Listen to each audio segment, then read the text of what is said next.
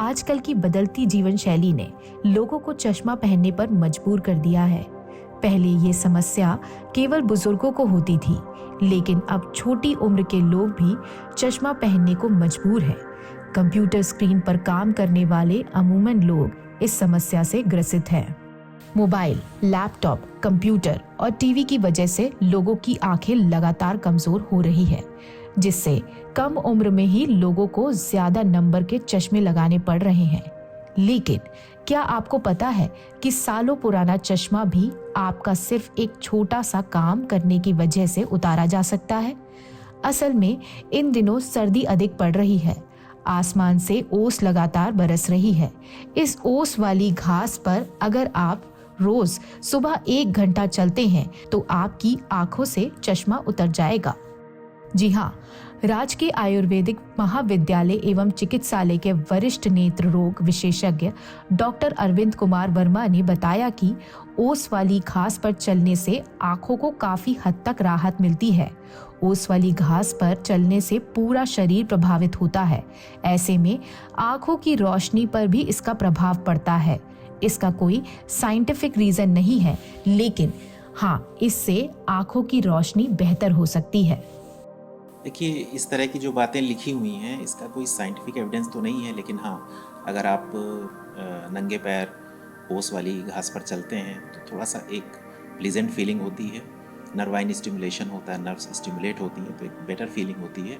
और better wellbeing जब अगर होती है तो उसका हमारे पूरे शरीर पर इफेक्ट पड़ता है। तो नो डाउट थोड़ा सा आइज़ पे फ़र्क ज़रूर पड़ता है। आपको एक पॉजिटिव वेव्स मिलती हैं तो उससे आपके विज़न में थोड़ा बहुत इंप्रूवमेंट हो सकता है। कि सर्दियों में हमारी एयर डेंसिटी बढ़ती है, स्मॉग फॉर्मेशन होता है, तो इस समय जो सस्पेंडेड पार्टिकल्स हैं वो एटमॉस्फेयर में ज़्यादा देर तक रहते हैं, जिसकी वजह से आइज़ में इरिटेशन होना, पोल्यूशन, आप जानते हैं कि इस समय पराली जलने की घटना या सस्पेंडेड पार्टिकल्स के ज़्यादा होने से अगर आप नेकेड आई से हैं तो आपको आइज़ में इरिटेशन होना, बर्निंग होना, आंखों से पानी आना, इस तरह की दिक्कतें होती हैं। तो सबसे पहली तो सलाह ये है कि आप ग्लासेस पहनिए, जहाँ तक हो सके पोल्यूशन से बचिए। गुनगुने पानी से आपको आँख साफ़ करनी, बहुत ठंडा पानी से नहीं यूज़ करना चाहिए। और जो इस समय खासकर जो हमारे फ्रूट्स हैं, जो पिगमेंटेड फ्रूट्स हैं, पपाया है, गाजर है, इन सब चीज़ों का सेवन अच्छे से करना चाहिए, क्योंकि इसमें सब में विटामिन ए होता है। और जो है चूँकि सर्दियों का मौसम थोड़ा हेल्दी सीज़न होता है, तो जितने भी विटामिन ए वाले, चाहे फैट के कंटेंट वाले भी हों, तो वो इस समय लिए जा सकते हैं। जैसे कि आप मक्खन ले सकते हैं, इसमें अच्छा विटामिन ए है, घी है, एग है, तो इन सभी चीज़ों में विटामिन ए है, तो इसको लेना चाहिए। सर, हम ये भी जानना चाहेंगे आपके पास इन दिनों ओपीडी में किस तरह की समस्या लेकर मरीज आ रहे हैं आंखों की? देखिए, ओपीडी में जो रेशियो सर्दियों में ज़्यादा रहता है, आइज़ इरिटेशन, एलर्जी के थोड़े पेशेंट बढ़ जाते हैं।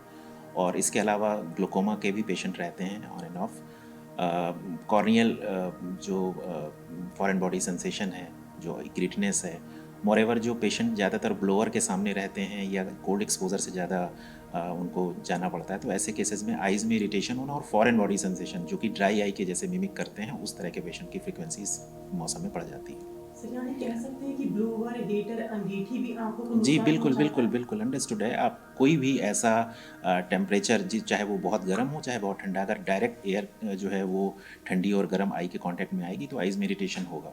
और अंगीठी में तो चूँकि धुआं भी होता है, तो अपने आप में एक इरिटेटिंग